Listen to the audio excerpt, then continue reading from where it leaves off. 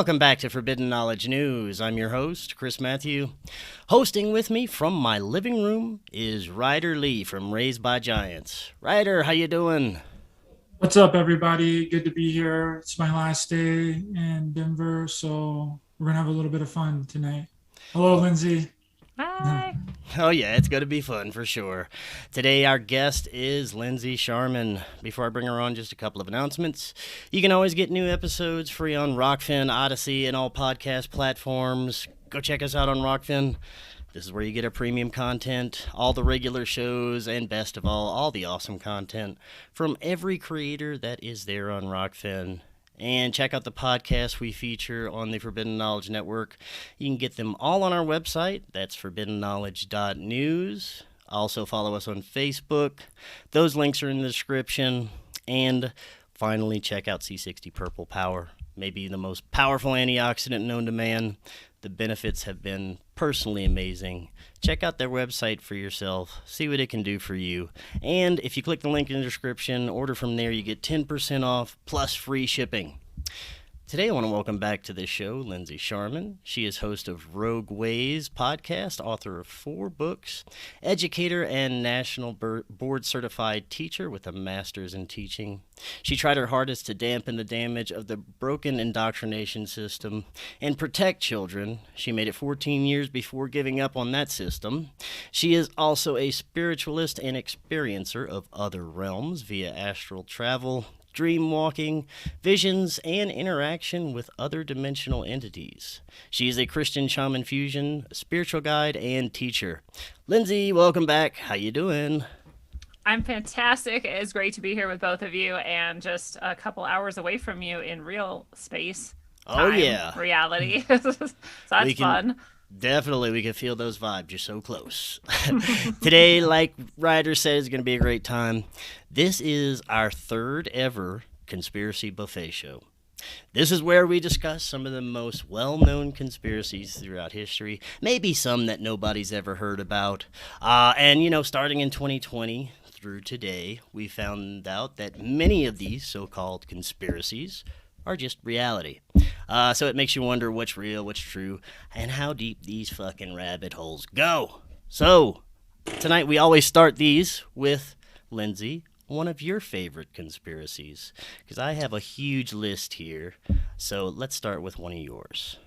My absolute all-time favorite conspiracy, and the one that really piqued me and got me deeper into the rabbit hole early on, is the hidden history conspiracy, which is maybe too big to even call one conspiracy because there's 10 billion different aspects of it. And I love how it's gotten deeper and deeper as time goes on. And now we can add Tartaria and mud flood to the mix.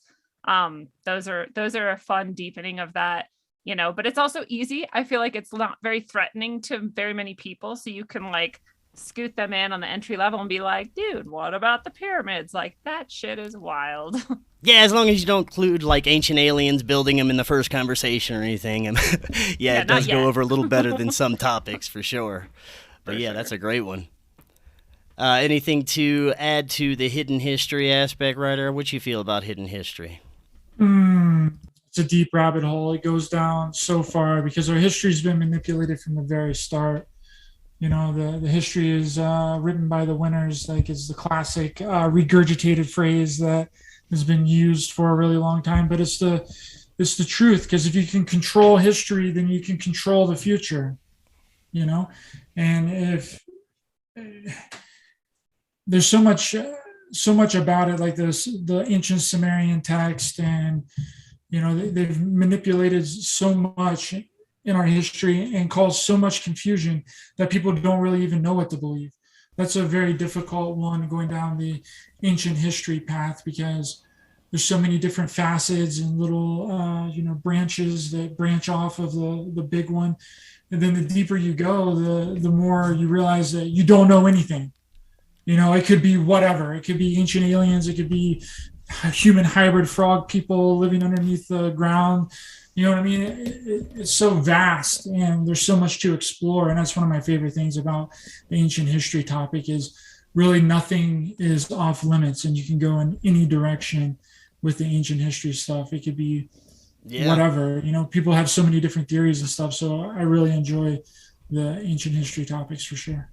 We were just at Grant Hancock's Magical Mystery Tour in Boulder here, and he was talking about, how difficult it is for independent researchers and people like himself to get past academia and the old school archaeologists who, if you present any type of alternative theory or ideas, it's so threatening to them that they'll go to any lengths to kind of keep their own ideas and perspectives intact, but it seems to be falling apart now due to great independent researchers like Graham Hancock, like many of the other ones that we've spoken to on our shows.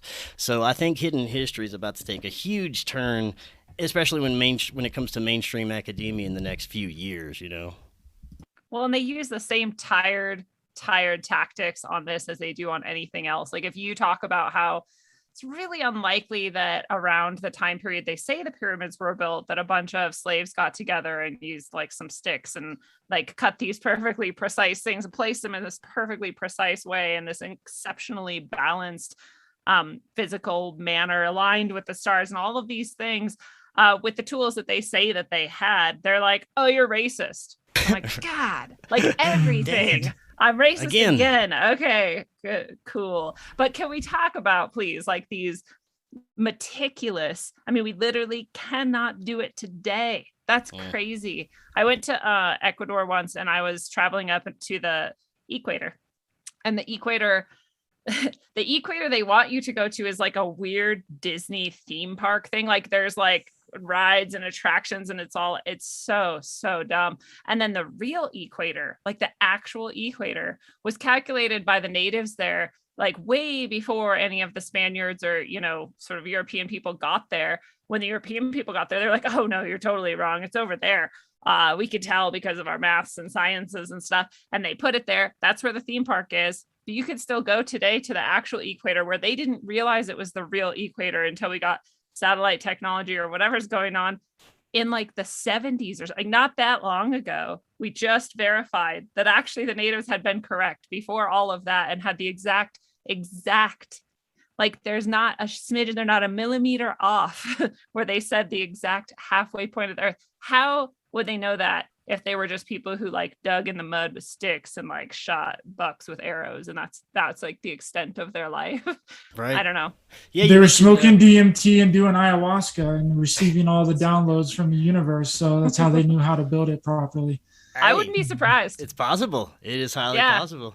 They were talking about that. Actually, Graham was talking about that in one of his most amazing presentations I've ever heard in my life. It's about psychedelics and entity contact and things of that nature. But, he's talking about how the ancients may have had a jump in, not physically, but intelligence due to ingestion of some type of psychedelics, which, wouldn't be too far off of the thought forms that has come out of psychedelics that we know of from, modern use. So it's pretty interesting. That's one of my favorite books of his is Supernatural, where he compares, drug trips and fairy encounters and alien encounters and all of these things in one giant. He's such an amazing author. If people haven't read every single book he's ever written, you're missing out. I have his whole collection like right here. Sure. And it's totally possible because we know that people get downloads and we've got like Tesla and all these people, even that guy currently who's over in Africa who's creating a unity machine, I think they're calling it, where they're creating more energy than is going into it, and he got that also from a download, not on drugs but from a spiritual connection, which is same so things, it's still going on today, obviously, and it could happen to anybody. You don't have to be like super special and whatever aligned with the new age woo woo in order to possibly get some of those downloads. So it totally could be that. It sure could. And you mentioned Tartaria. It's super fascinating to think that, even up to a couple of 100 years ago, we could have had these highly advanced civilizations that were wiped out of our history books.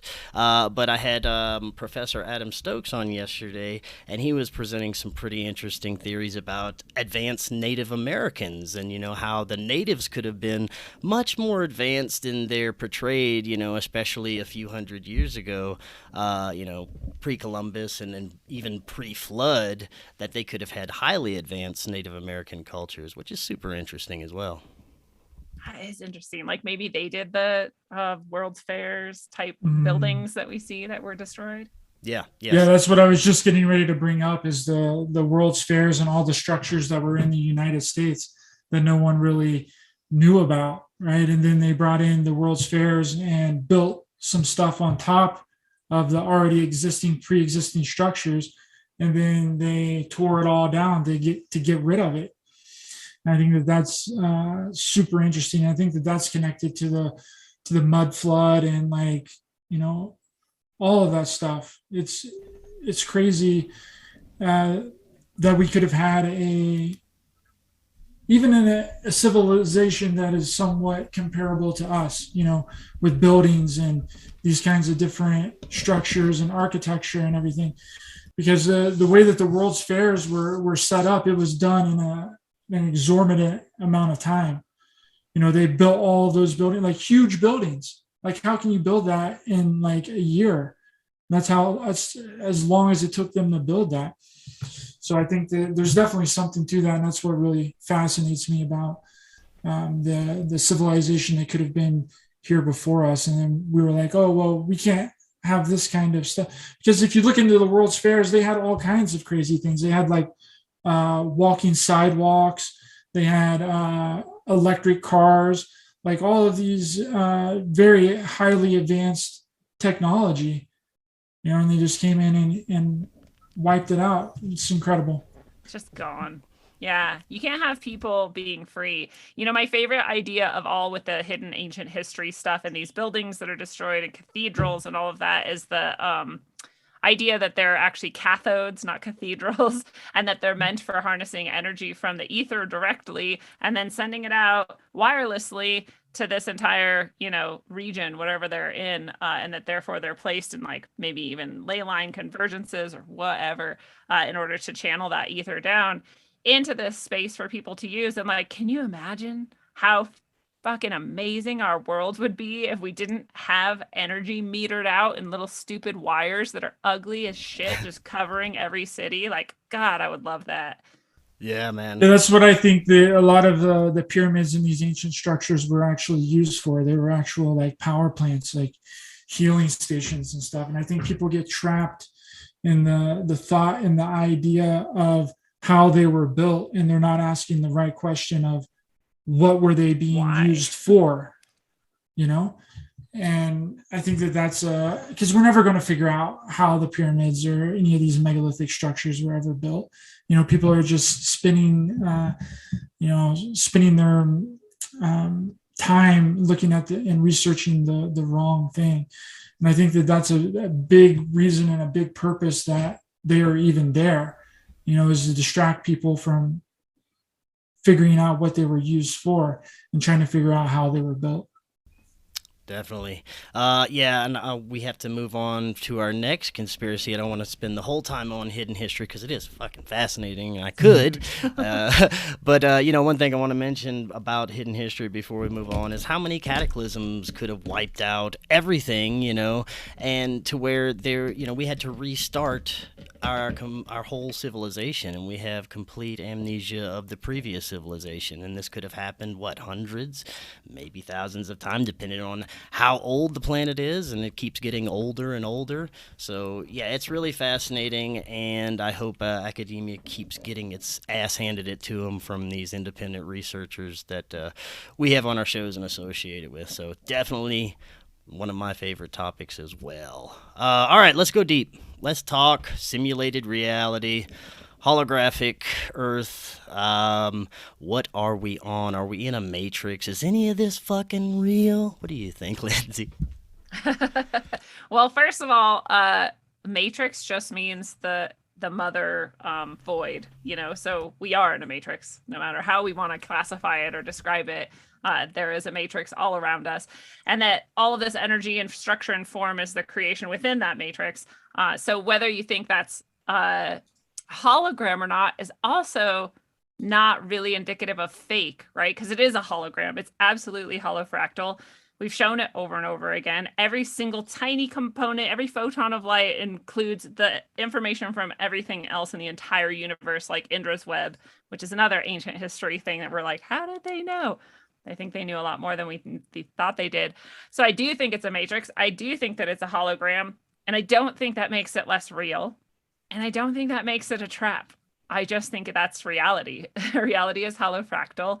And the nature of everything in the universe is to have a female and a masculine polarity. The female is the void, it is the matrix, and the masculine is that which goes into the void and creates form and shape and movement. And that's how everything works in the whole entire universe. So I just think it's true. I just think it's fact. I just think the spin that the psychopaths have put on it in order to generate fear and make us agree to be trapped within structures that are false and conceptual frameworks that are false is that it's a mechanical or like electronic or human created and unnatural matrix and an unnatural hologram that's been projected upon us instead of what we are co-creating together. So that robs us of our power. It robs us of our ability to participate fully in it when we don't believe that we can, and we don't believe that it's something that we are capable of doing, you know? So yeah, I think it's like a layered onion, reality on top of reality. Yeah. And they really, I mean, why wouldn't they want to capture that aspect of, they always have like a kernel of the truth in their bullshit. And the kernel of the truth is that it is a matrix and it is a hologram, but then their twisting of it and inversion of it is that was done by some evil force to trap you here and you have no power or control. Yes. That's my take on that. And I mean, I believe that, you know, this reality, this matrix, whatever energy that controls everything, I mean, that could be construed as magic to me. And if you kind of hack the matrix, or you're able to use magic or use manifestation in any way, you're able to change the matrix to your will. You're able to bend reality and manifest your own reality. And I think that is the key to realizing the nature of reality and how to do those things, right? That's why they spend so much time doing magic rituals with a mass consciousness locked into it, like Super Bowl halftimes and, you know, that Chinese military thing they did to kick off Corona, all of that stuff. They wouldn't do that if they didn't need everyone to create it with them and agree to it and consent to it. So it's not, we could easily take all that back and like look a different direction and create something else together. Yeah, I think that the matrix system is the collective consciousness of the planet, and the problem is the collective consciousness has been hijacked. Right, it's been hijacked, manipulated, and turned into an illusionary force that whenever we get sucked into, it puts us into that program. Right, but whenever we step outside of that individually and bring awareness to that, then we can start creating our own matrix reality, our own individual reality, just basically like what Lindsey just stated. And that's the liberation, right? That's how we liberate the planet, is individually. And as I've said it several times, that, you know, whenever people think that they're too small to make a difference, that's the most untrue thing on the planet, because it causes a ripple effect, right? Whenever I do healing on myself, whenever I better my life, whenever I realize that I don't need to be a part of the collective consciousness and I can do my own thing and I stand in my own power and my own sovereignty, then I'm effectively breaking out of the matrix, right? Individually. And whenever we do it individually, we're also creating a ripple effect collectively as well. And then each person that does that on an individual level, but the problem is that the spiritual community and a lot of these other people are looking at it like as a collective thing, and they're not wrong, but they're just not explaining it well enough. It's an individual journey first, and then it becomes a collective journey because we're a part of a collective, but we're individuals in the collective, right? So the best way that I can explain it to anyone is to take care of yourself and create your own thoughts, ideas, and beliefs, you know? Always. And I mean, we're creator beings, right? We're here to create, you know, so create. Just don't take the regurgitated nonsense that's given to us, and take it and then create your own thing surrounding it. You know, that's going to help you and benefit you in so many different kinds of ways. And it's going to open you up, and you're going to find yourself in a completely different reality at some point, a reality that is tailored specifically to you for your highest and best good. Very well said. Definitely. Now, I want to remind the Rokfin audience, if you guys want to throw in any conspiracies in here and join the party, go ahead and feel free. Now, Lindsey, you mentioned cult rituals and some of these things the elites are doing, and that's another big conspiracy. You start to bring up Magick and that the elites are sacrificing babies and drinking baby blood and doing occult rituals to manifest their reality and the outcome they want on the planet. They're like, fuck you. No, I'm out of here. No, I don't want to hear that. But you know what? They believe it. These elite scumbags do it, and they believe it. And no matter what you think or believe, they're still going to be putting boogada spells on you and manifesting their own kind of dystopian reality. So that's a real thing, right? Right. That is exactly it. When people are like, no, that's crazy. Like, well, you can just look at it and see it. They're not hiding any of it, and they never have been. They've never been hiding any of it. Like, they pretend to hide it behind whatever, but really it's always out, especially more and more in the age of, television and internet. It's like they want you to know almost, they want you to know, but they also want to deny it just at least enough to give them some, what do they call that? Legitimate dismissal or something. I don't remember what they call it. Oh yeah, it'll come to me. Yeah, I know what you're talking. Yeah. But it feels like they really actually want you to know in a way.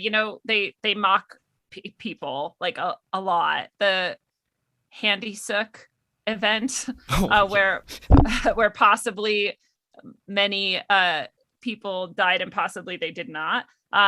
Well, if you age regress all of the children who came out in the Super Bowl halftime to sing a song that same year, right after that occurrence happened, and you look back at the pictures of the children they say died, they're one for one. Every single one of them is represented there, but maybe 4 or 5 years older than they were in the pictures. Wow. And like, that's a bit weird. I mean, maybe not. Maybe they are dead and that's just a total coincidence, but weird, like pretty weird that the exact number of kids and they look exactly the same as the ones who supposedly died, but a little bit older.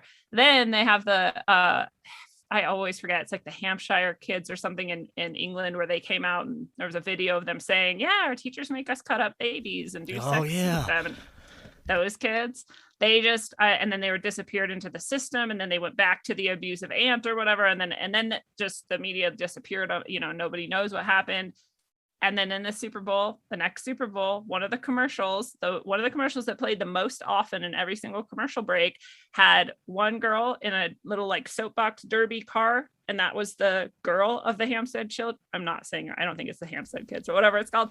And then in the sidelines, there was one boy who stood out prominently as like cheering her on. And it was the boy. So they're like, yeah, we still got them. They're here with us. We're going to put them in a commercial and rub it in your face. You can't save these kids. That's insane. Messed up. Yeah, people don't realize how large a scale some of this stuff runs. I'm completely of the belief that 9/11, the Vegas shooting, all these kind of big things that resonate in people's consciousness and kind of get under people's skin. I think that's all by design to do that, but also there's like this strange ritualistic aspect when you look at it. You look at what happened in Vegas. It's in this got this Egyptian motif with an obelisk, and there's certain angles and all this stuff. Weird. What was it called? Kind of. What was what called? That musical event. Do you remember? Oh no, I don't. What was it called? I don't remember. The Harvest Festival. The Harvest Festival, yes. Yeah. All kinds of occult themes and symbolism going on everywhere at a lot of these events and major events, and don't want to say certain words, but you know what I'm talking about. So yeah, Listen, it definitely happens. Yeah. These people are magicians, right? They know how reality works, and they know what they can get away with and what they can't get away with. They know that human consciousness co-creates reality based on what the mind believes to be true and real, right? And the process is amplified when installed with the crowd consciousness, right? They're projecting what they want into your mind so that you build it for them, ultimately making us believe it's our idea. That's how they get away with and backdoor things into our reality, is they have to twist, manipulate, and invert everything to make us believe that it's real. And then whenever we believe that it's real, it gets brought into our reality, whether it's actually, doesn't matter if it's real or not. Now, that's one of the biggest secrets that I keep trying to explain to people and really hammer it home. And I don't think a lot of people really understand that or can't really grasp that concept, that the belief in something is the strongest power that we have as an individual on this planet. And if you can twist and manipulate that belief on someone, the event or situation or thing that they're projecting doesn't have to be real. It can be fake as whatever. I mean, we see that a lot in the conspiracy community too. You know, they'll put out fake things, you know, like fake UFO videos and fake, alien videos, and then, you know, to serve as a disinformation and misinformation thing. And they get people locked into believing that. And then it creates so much confusion, and it's just unbelievable. It goes so deep on both sides of the coin, you know, but that's just my thoughts, that something doesn't have to be real in order for people to believe that it is. And when they believe that it is, then it brings it into their reality. It's that, you're like the same exact energy goes into, for example, if you're practicing the piano, right? You're practicing the piano, you're getting better at it every time you practice. If you practice in your head mentally, you just visualize it, your brain takes that as the same exact input as practicing it in reality. And it's the same energy that you're talking about here, right? If we believe that it's happening, then it's happening. The energy they're gathering from us, the loosh that they're harvesting from us, is the same loosh, whether the kids actually died or didn't die, whether someone got shot or didn't get shot, or whatever else is happening. So you're absolutely right. Half of, who knows how, maybe more than half of what we think is happening isn't actually happening at all.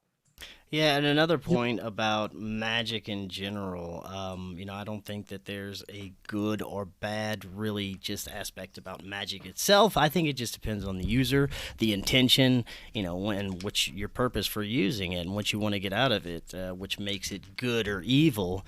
And unfortunately, the scumbags using it on this mass scale are psychopaths. So, of course, it's going to be evil. Has to be, right? Yeah, it's like a knife or a gun. It's neutral, but what do you do with it? You can do some real damage with it, or you can actually do some protection and some goodness with it too. For sure. And I want to remind the audience, y'all have any conspiracies, questions, comments you want to throw into the chat, go ahead and throw that in there. Oh, I got a good one here. Mandela effect. What do you think is going on here, where we have strange little slight changes in our history and, what we remember from books, movies, cartoons, and just different aspects of our reality? Is it a ripple in time? Did we all die and this is some kind of strange, afterlife? Or, is the system glitching out? Or is it just an internet thing where they're actually changing things? Or are we just retarded and misremembering? I don't know. What do you think? I've always said the same thing, and I still think that this is what's happening. Is I think there's two things happening.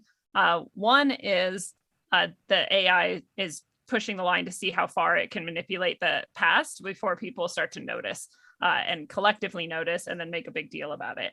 Because, as we've seen, George Orwell told us, and we all know, and we just talked about at the beginning of this episode, if you control the past, then you control the future as well. And so the AI being able to do that in a moment for every single entry, for everything that's online collectively is really easy. And so for us to not have many paper book like records and versions of things to go check, almost all the Mandela effects you see have to do with video, audio, and things online. So I think that that's a part of it. And then I do think we just have shitty memories. Like we're just, and we also have like memetics as a thing before the internet hit, right? We have memes, and memes travel at like the speed of sound and light, like they're quick. And it's when just an idea is shared with people. So if I'm on the playground as a kid and I go, Luke, I am your father, and then everyone else starts going, Luke, I am your father. And we all forgot that it was, no, I am your father. It's like the game of telephone or whatever you called it as a kid. Right. So our memories are inherently shaky. We know this. It's factual. It's they update every time we recall them. They're just not super reliable. And so I think the combination of those two things is the Mandela effect. I don't really think there's I think time travel is possible. And I think that jumping realities is possible. And I don't think that's what's going on. Right. Any thoughts on that, Ryder? I agree 100%, Lindsey. That's what I was going to bring up, was the whole, the regurgitation part of it. And then we misinterpret it, or we say it a certain way, the way that it really wasn't originally, right? And then that gets supplanted into our subconscious. And then years later, we go back and we're like, oh, it wasn't really that way. And then we think that it's some kind of supernatural cause whenever it's really just us. Yeah. Like, have you ever talked to anyone in your family or your friends from back when, and you're like, yeah, this is how it went down. And they're like, no, it was like this. And you're like, no, it's like that. And someone else is like, no, it's not like either of those. It's like this. Like, no one knows what's going on. Yeah, that's definitely a weird one, but I tend to agree with both of you. I think it's a lot of just errors of the mind that are occurring. So, but algorithms are terrifying. They can read your damn mind. I swear to God, when I'm looking at Facebook, sometimes it's like I'll be thinking about something and I'll scroll past and be like, what the hell? So that's kind of terrifying. 100%, dude. Since I've been here, me and Cory's been talking about wrestling a lot, like pro wrestling. Oh no. And and I got on my Facebook the other day, and there was nothing but ads for pro wrestling stuff. And I've never had ads on my Facebook page for pro wrestling or pro wrestling videos at all. Have you ever reported something in Facebook and, it gives you all the options of like, why are you reporting this? And it's like, it's offensive, it's terrorism, it's hate speech, it's all this stuff. And one of them is, it knows too much. Oh, I didn't see that one. That must be a newer one. It's on there. But they've admitted that they listen, and they've also admitted that they can read your mind. And I think what it actually is that they can suggest things at such a low level suggestion that you don't notice it's been suggested, and then you think it, and then they show it to you, and then you think they're reading your mind, but really they manipulated you to think about it in the first place. Maybe.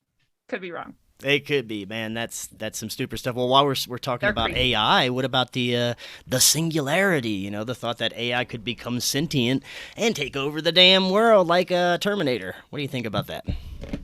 I think that's more like what Ryder was talking about earlier. Like, they'd love for us to believe that, to add to the possibility that it could happen. Because they talk about it, like Geordie Rose and all these super psycho freaks talk about.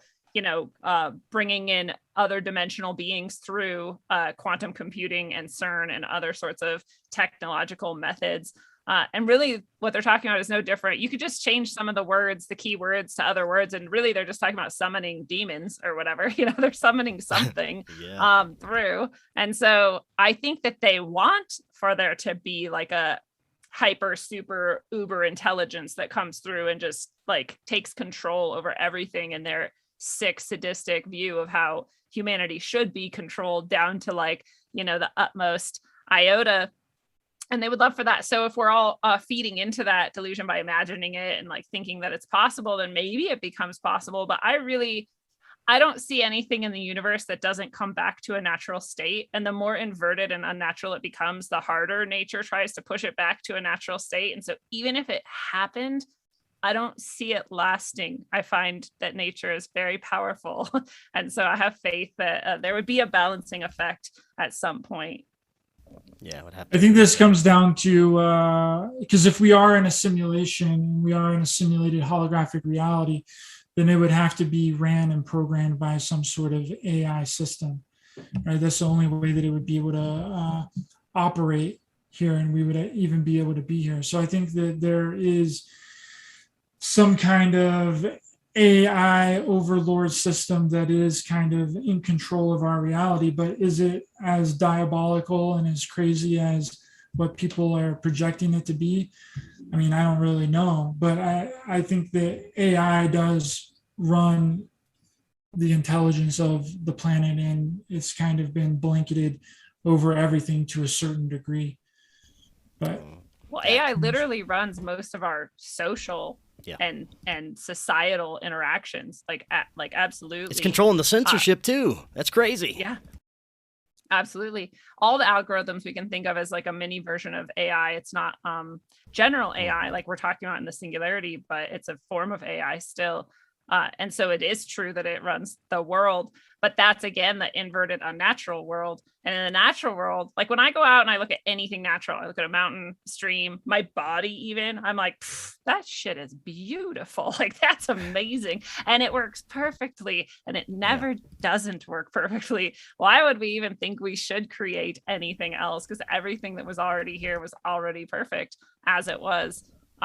So that view of things, I'm like, whatever intelligence created that, you want to call it AI, you can, but it's a beautiful system. I'm down to go with that system forever. Hell yeah.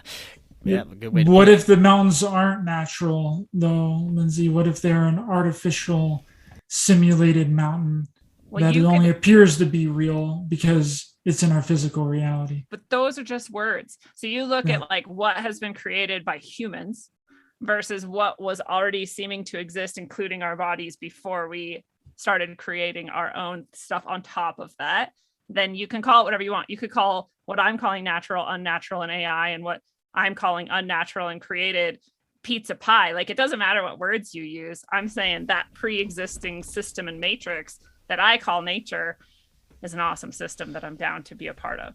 Yeah, I think whatever you think it is what it is.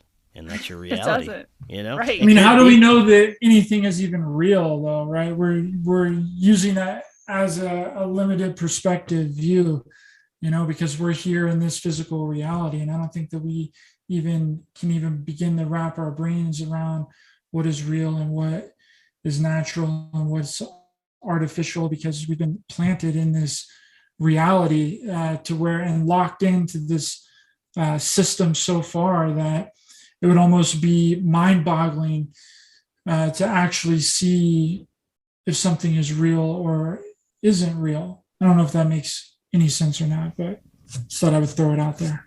Yeah. Well, that's why I always say too, like all you do know is your experience and your perception. And that's all you're ever going to know. And so you can go astral project and it'll be the same. You can go dream and it'll be the same. You can be here and awake, it'll be the same. You can meditate and have visions, it'll be the same. You'll only know what your experience is. So in that sense, it also doesn't matter if we're in a constructed universe or not, or if it's somehow like even the word constructed doesn't really work, right? Because who originally constructed it, and then who constructed that, and then what constructed that, and like how far back do you go, right? So no matter how I really look at it, I'm like, it doesn't really matter. Like, either way, I'm here experiencing this, and that's all that I know of to be true. Oh yeah, 100%. Yeah.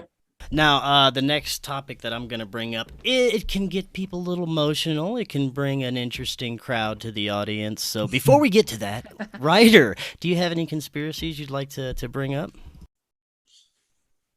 I mean, the first one that I was ever introduced to was, of course, 9/11. You know, 9/11 really, you know, broke me down. You know, I was like, holy shit. Which it's crazy that we fell for it. You know what I mean? Like, one of the strongest buildings in the world that should be able to withstand multiple plane attacks, multiple planes crashing into them, just collapses. You know, but it was a traumatizing event, and that's how they get away with a lot of the reality manipulation is traumatizing the public. And when you traumatize them, you can supplant and put whatever thoughts, ideas, and beliefs into them, right? But 9/11 was really a huge one for me that blew my mind on a lot of different ideas, thoughts, and concepts. Because whenever you go to that, then you're like, okay, well, if they planned this and they did this, then what else did they plan? And then that's the first journey down the rabbit hole on all this stuff was for me. And then, you know, with religion and how religion's been manipulated and turned into something that it wasn't, based on much older religions. You know, the Bible is basically just the greatest hits book of all the different religions in the world, you know, all jumbled up together and put into one place. But yeah, I mean, and there's, you know, some really good wacky conspiracies that it's fun to entertain. like the triangle Earth, the acute. Oh, wait, shh, region. not yet. We not yet. You're getting ahead of us. The parallelogram Earth. Oh yeah, they got some fun ones, man. What do you think about during 9/11? For me, I was asleep. Like when it happened, I was all patriotic. I was like, we gotta get them terrorists, and it did its intended job on me. And it wasn't until years later that I actually started to wake up. But I think that was a lot. For a lot of people, there wasn't as many people looking into this stuff at the time when that happened. What about for you, Lindsey? When did you start kind of realizing 9/11 was an inside job? Well, I guess I already had the point of view from the beginning. I didn't realize at first that it was like detonated or whatever actually happened to it. But I did immediately understand that the government was using it in ways that were inappropriate. And inappropriate. I like that. Right. There was fishiness around it. So I was always hip to that, but it was pretty quick actually that a friend of mine sent me. Do you remember this campaign? Like people were like burning DVDs and just handing them out of A Plain Truth, or no, Loose Change. It was Loose Change, the first one. Yeah. And they were just handing it out. And I was like, that's actually so cool. Like people were like, no, everyone needs to know this. This is crazy. And so I got one of those pretty quickly. It was, I don't know exactly how long, but not too far. Whatever Loose Change came out, like I got a copy pretty quickly mailed to me by a friend in California. And I was like, oh my God. I was like, they actually detonated this. All those people on those planes either weren't real or they were abducted under DIA, the Denver International, which is its own conspiracy theory. Oh, yeah. I mean, that airport is its own conspiracy theory rabbit hole. But all this stuff, so it got deeper and deeper the further I went along into it. And I remember showing it. I wasn't that shocked because I had always been I always tell people, like my father, when I was a child, like sat me down and was like, you never trust the media and you never trust the government. Like that was how we were taught when I was a kid. So it didn't shock me that much, but I showed it to a friend and she started crying. She's like, why would they do this to us? And I was like, yeah, this is what people go through who don't grow up being told not to trust any of these people. For sure. And it was emotional for me too, obviously, but not at that level and there's people still, you can't even bring it up.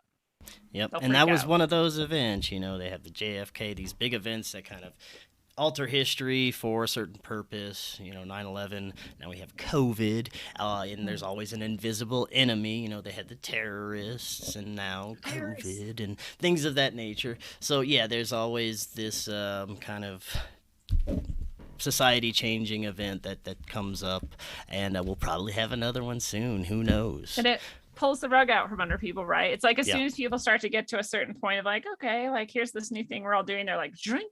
We all fall down again. Exactly. There's a really good conspiracy theory. Hold on. Yeah. I thought of a really good one on my own the other day because I'm from Point Pleasant, West Virginia, where the Mothman was sighted back in, I think it was late 50s or early 60s.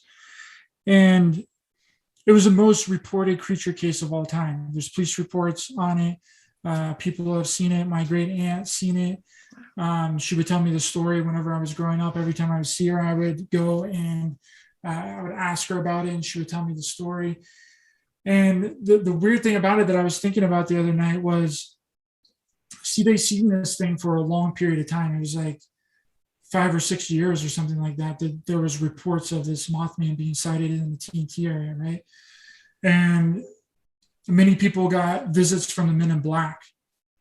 And a bunch of the people that had seen it, the Men in Black would show up to their house and question them and all that. And what I was thinking about, because there was in Point Pleasant, West Virginia, was the biggest bridge collapse that killed the most people in U.S. history. Well, I think it was the second one. And I think that there was like 52 people that died during the Silver Bridge collapse. But the Mothman was never spotted again in Point Pleasant after the Silver Bridge collapse.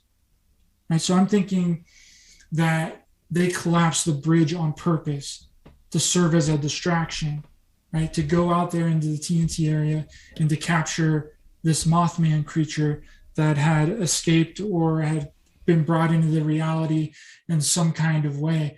And then they just pushed it under the rug because, again, it was a traumatization thing, right? and to serve as a distraction to get away from the Mothman stuff. And then no one cared after their family members had died on Christmas Eve in a bridge collapse. Yeah. That's like crazy. they were all busy with the emergency and everything and rebuilding. That's a good point. But they just completely didn't care about the Mothman anymore. And they gave them enough time to go into the TNT area to stake out where the Mothman was at and captured him or killed him or whatever. I mean, there's been reports about like that with the Bigfoot.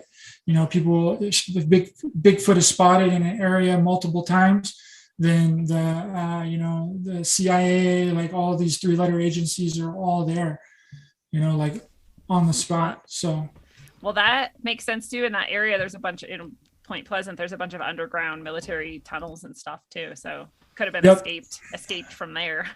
Bunkers and all kinds of stuff. Yeah. Well, since Ryder mentioned Bigfoot and you're in Colorado with us, any interest in Bigfoot? Any thoughts?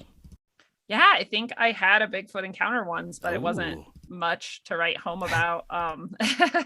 It was, it's actually kind of a terrifying story, but not because of the Bigfoot. I was out camping in my yard. I had a huge yard on the river, and across from me was hundreds of acres of national forest land. And so super beautiful location that I had my little house there. And so I was camping just in my yard just to be outside and listen to the river, and it's beautiful.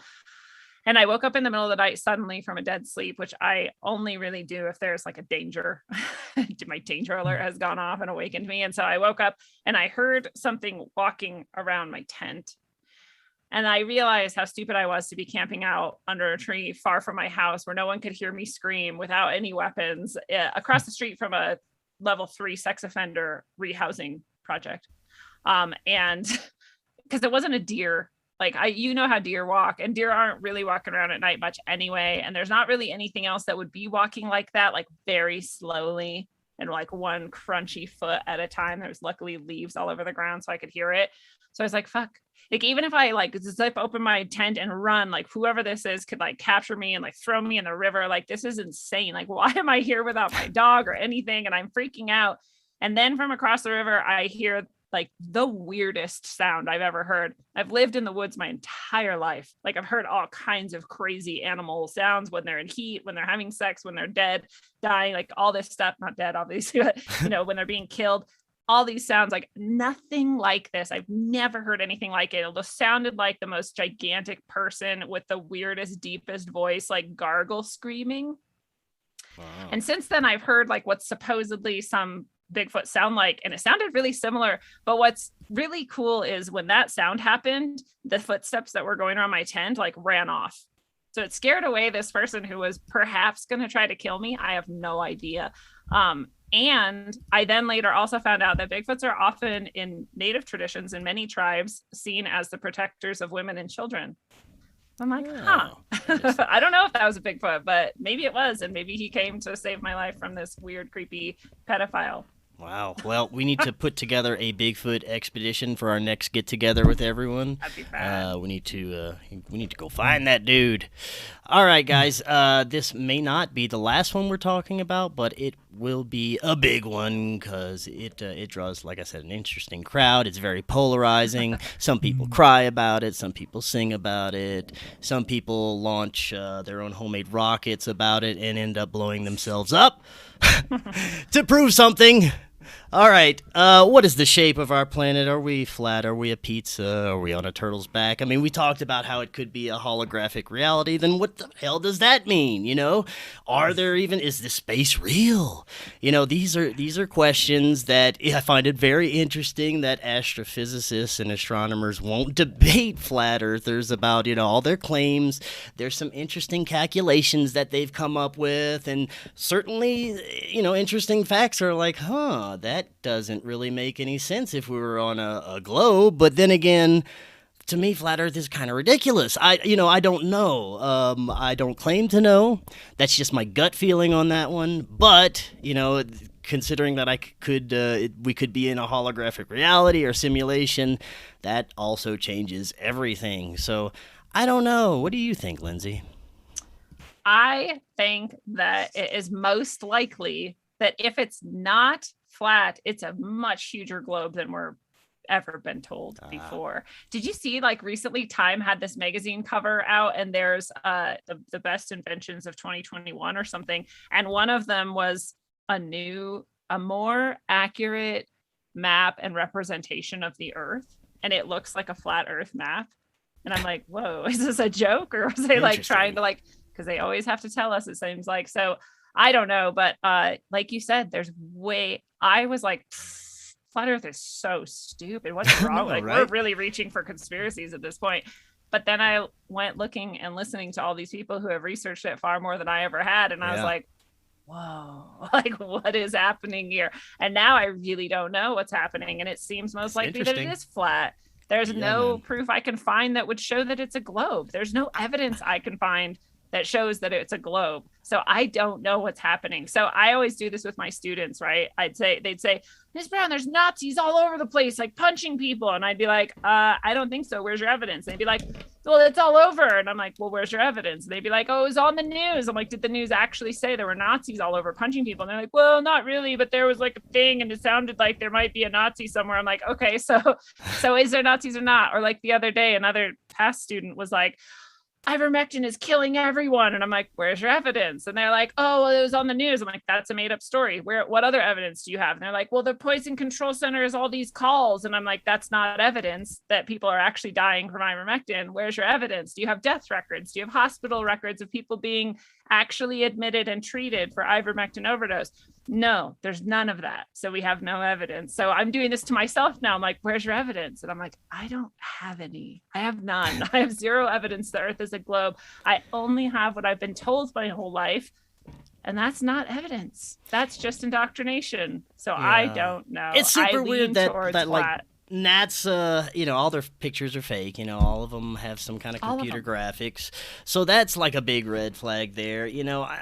I don't know. It's so interesting to look at. That's why I'm going more along the lines of some kind of realm or simulation. Maybe not even, physical at all. Not a shape at all. Just kind of an etheric reality that manifests us physically or seemingly physically here.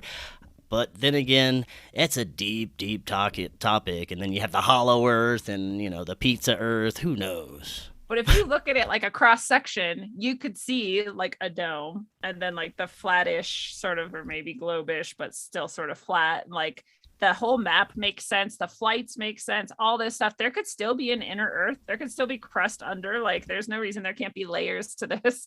And it is weird that every single culture known, we're talking about how like amazing these ancient cultures were, and they knew exactly where the equator was, and they knew exactly how to make this pyramid in a perfect alignment with all this stuff. Every single one of them shows a flat Earth. 100% of them, all of them. Yeah, but that could be them being the only way that they can actually map it out. Because how would they know to put a globe on there? Because you wouldn't be able to show the entire map of the world if you put it on a globe. You would only see certain parts of the world. So the easiest way to do it would be to flatten it all out so you can see all the different countries all at one time. But they're showing it from out in like space, if space exists. They're showing it from afar. So why wouldn't they then be able to? It would be too confusing if you were to put, because if you were to look at the Earth down, you would only see a certain part of the Earth, right? So they would have to like duplicate it or put two strands on it, like put two examples, and that would just be more confusing than just making it flat. That's only you're confusing mapping and visualizing the entirety. They're not mapping when they're doing that. That's a representation of the whole. Mapping, you do have to do what you said, like do sections or do whatever to see all of it. But to just look at the whole and say like, what does this look like, and imagine it, you could be anything. I think that the whole flat Earth thing is a CIA operation to discredit people very easily. Because if you get them believing in super wacky things, and you can just put it, you can just make a fool of them easily, right? Whenever they have very credible evidence and very credible things that they might be talking about, they can just be like, oh, well, they believe in the flat Earth. And then it just completely throws out everything that they've been talking about the entire time and shifts it onto something super wacky and crazy. But I don't really know. I think that we actually live on an egg, and I think that the Earth is an egg. It's not perfectly circular. It's not flat. I think it's just rounded, more like a obtuse egg. That is what the actor Neil deGrasse Tyson also says. And I never heard him say that, but I don't know. That's just what I think that it is. Yeah, Well, it's definitely possible that it's a big psyop to discredit a bunch of people at once. That's absolutely one of the possibilities.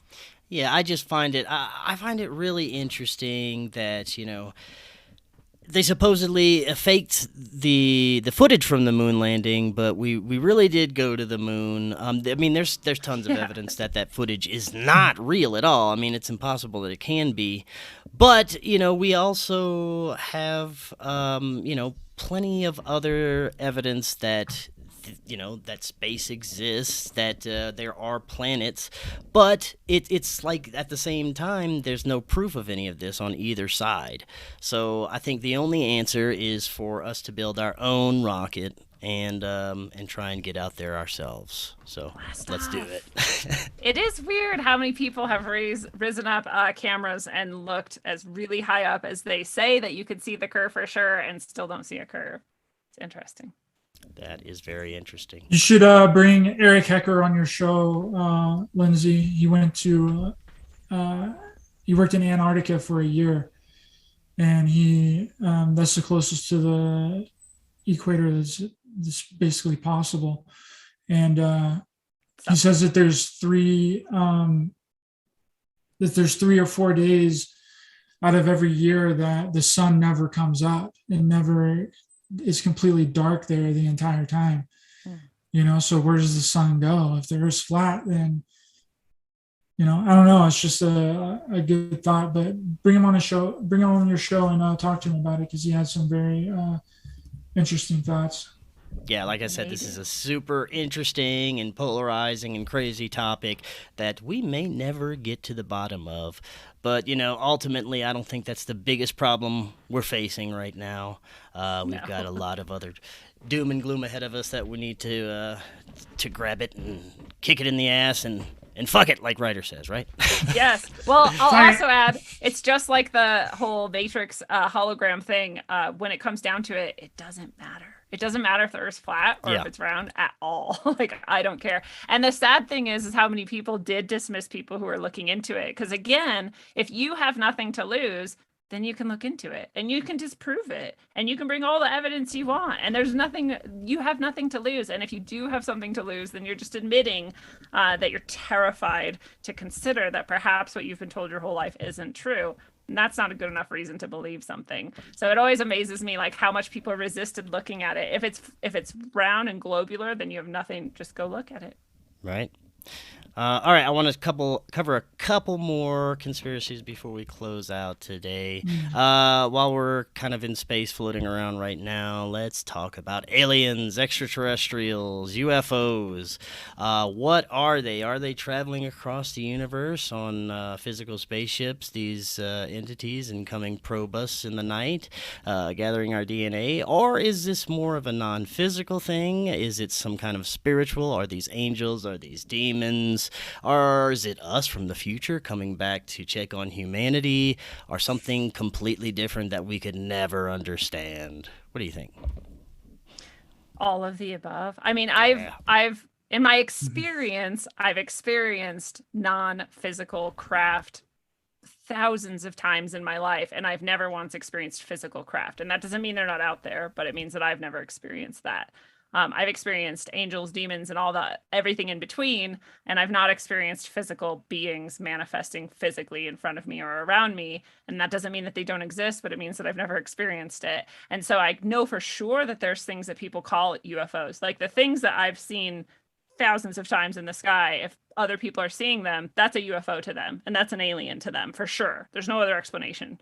But again, I've encountered them so many times, I've come to understand that they're absolutely not physical.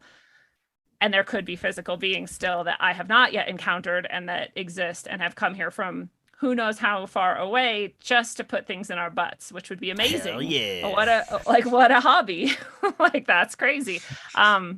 And they could be doing other things too, and I don't know. So I'm not opposed to physical aliens existing, but all signs point to much more often than not, at least, they're not physical beings. They're interdimensional, or what people would call metaphysical or spiritual entities that can look however they want to at any given time. And if it's really easy for people to encounter them as Nordics or as blue things or like whatever, then they're probably going to present that way, because I've seen them present as so many things and change in front of my eyes into other things, and they can look however they want. So I think the vast majority of it is that.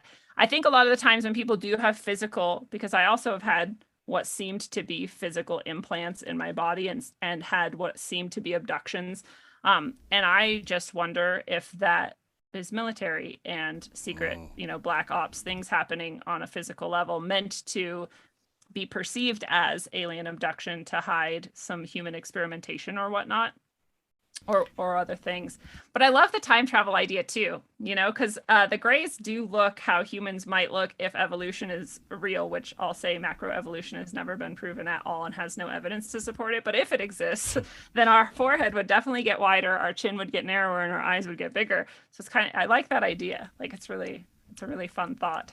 Yeah, and it also opens up the idea, like you were saying, that they can shift into anything that they want to appear to you as. Ryder and I were discussing this on a show the other day, that what if it's just one intelligence or grand intelligence that puts on different costumes, right, Ryder? Yeah, I think that's what's kind of going on, that it's all the same entity or all the same consciousness or whatever, and then they have the ability to put on a different suit or a different outfit, like we hang up clothes in our closet, right? And then they're just able to transfer their consciousness into that doll, or even put it on in some kind of way based on however they want to present themselves that day, right? So if they wanted to be a reptilian, Draco reptilian, then they go into their closet and they find the Draco reptilian suit and they put the Draco reptilian suit on. And if they want to be an Andromedan blue avian ET, then they'll go to the closet and whip out the avian blue ET skin and then put it on, and then that's who they are.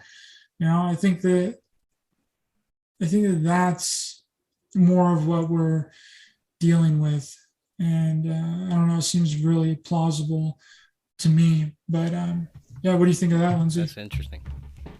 I think that's a separate phenomenon. Like I think for example, cloning and what you call dolls is a good way to describe it, has been going on, and that for example, the Joe Biden we see now is perhaps not even the same physical being as the one we've seen in the past, and that that consciousness jumping sort of thing has to be a part of that in some way, or a consciousness that can mimic Joe Biden, at least to some extent, had to jump into some sort of a suit in order to do that. I don't think that's the same necessarily as the experience of what people are seeing as UFOs, but it's interesting to wonder how they're connected, because if there are like my labs sort of thing, military abductions going on and physical, actually occurring on the physical level, then they could do things like that. Like, yeah, totally. Here's a big gray and here's a mantid thing. And like, and they're not even more of the metaphysical shape-shifting beings I'm talking about, but that's like their robot for the day or whatever. Well, really based that theory on the Roswell alien interview by Matilda McDonald McElroy on YouTube. It's like a 4.5 hour interview where they go over the transcripts from the alien Roswell UFO crash. And the lady that went in and psychically talked to the being that survived the crash. And the way that Errol explained it, which was the name that was given to the ET, was that they're able to transfer their consciousness into a doll. And that's where I got the whole doll concept. And whenever it could leave out of this reality, whenever it wanted, it could transfer its consciousness back to wherever it came.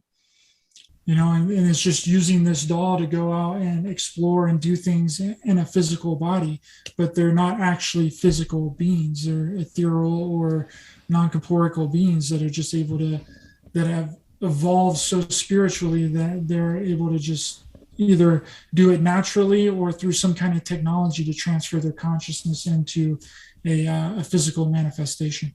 Hey, that's exactly how it's described in demonic summoning and magical acts as well. And I had a guy on recently who was talking about ancient magical rites, including in Kabbalah and Judaism and other traditions as well, of using iron. And you write the demon's name. And demon is just a word, like we don't have to, who cares? Like incorporeal entity works just as well. And you write its name or its symbols or whatever onto this piece of iron, and you put it in a dead body, and it reanimates the dead body. And it's exactly like what you're talking about. And it makes me wonder if implants and things might have something to do with that. Yeah, that's insane. It's really interesting. And we're already starting to, like, as humans, we're starting to be able to, you know, with VR and things of this nature, use our consciousness to control other, you know, material or mechanical things. So, you know, it wouldn't be that far off that that's already been occurring in a more spiritual way. So that's really super creepy too.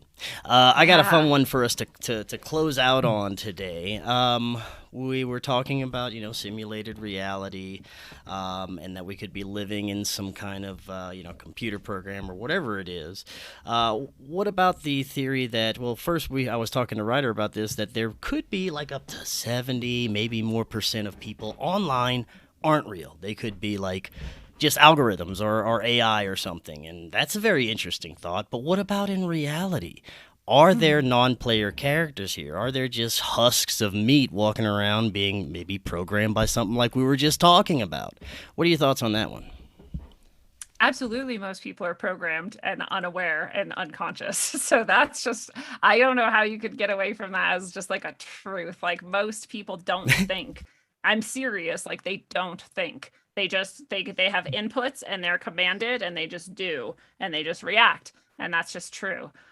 But those people, this is the danger in this, I think, is that whole NPC idea that all these people are running around as literal like non-player characters, is that whenever we're dehumanizing somebody, it can be dangerous.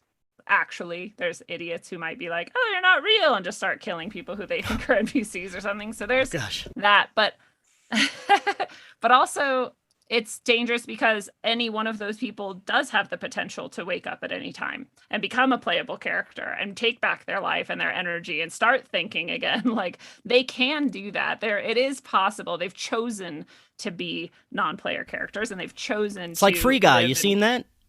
What with the Free Guy with Ryan Reynolds, where he's a non-player character and he becomes like realizes he can do more and stuff. It's a freaking movie that just came out. That's amazing. Wow. Yeah. No, I haven't even. Yeah, it's interesting. You should check it out. It's very true. You know, because all of us at some level had less awareness, at least, than we do now, and less thought, less ability to control our thoughts and reactions to events and whatnot than we do now. So we can relate, at least on that level. Some people are maybe like way far behind us, but they could still wake up and start doing something with autonomy and sovereignty at some point. So I do think that most people are non-player characters. I just don't think we should therefore abandon them. I mean, abandon them if you want, I don't care, but don't necessarily dehumanize them. Right. That's a good thought. Any thoughts on that, Ryder, before we close? Yeah, I think that everyone is kind of born into this reality with a soul and a spirit, but due to the conditions on the planet and everything that's been happening to us on a cellular, molecular, physical, spiritual level, has either dampened their soul or is in the process of completely removing it, right? And I think that that's a really huge problem, because we have all these things hitting us constantly, you know, with the jabs, with the food that we eat, the air that we breathe. All these things are designed to get rid of our God spark, or whatever you want to call it, our connection to higher realms, higher dimensions, God, whatever you want to call it. It's all designed to keep us down low on that totem pole and skew our perception and get us into a very narrow view of reality. And I think that's what a lot of this comes down to, is to get rid of our our divine nature, to where we can't connect to spirit. They want to invert it all. They want to take away the natural thing. They want to take away the organic thing, or whatever it is that you perceive as natural, organic, and they want to turn it into something artificial. I think that that's the definition of what evil and demonic actually means to me, is the inversion of everything good, the inversion of natural and organic things. We see that all the time. They're destroying nature. They're cutting down rainforests. They're doing all these things to Mother Earth in order for us not to be connected to our highest, our higher selves, whatever you want to call it, the alternate reality, higher dimensions or whatever. They want to keep us subservient and like robots and like zombies, to where we can't even perceive our true power as individuals on the planet. Yes, disconnection is the name of their game. Hell yeah. Very well said. Well, Lindsey, thank you so much for coming on. That was super fun. We're going to have to do it again, of course, sometime soon. Ryder, thank you so much. Go check out Raised by Giants, everyone. All podcast platforms, YouTube, Odysee, all that good stuff. Lindsey, before you head out, let everybody know where they can find you, if you have anything interesting upcoming, shameless promotion stuff. Yeah, thank you. It's been a blast to hang out with you guys today and talk about everything conspiracy. And I do spiritual guidance work, blessings, and ceremonial work with people. And I also have many books and orgone and crystal and stuff to sell on my site, rogueways.org. So if you want to support, or if you're looking for any of that sort of thing, then you can go there to find it. My show Rogueways and Middle Path are both on Rokfin here, so you can head over and subscribe if you haven't yet. Yeah. And I am doing weekly meditations now, guided with people that are regular. So if you want a subscription for the month, then you can also grab that on the site. And One Day of Brightness is coming up. It is December 19th. It'll be our 5th One Day of Brightness, and there are still tickets left. So if people are interested in a day of upliftment and learning and connection, then they can go and grab that from the site as well. Sweet.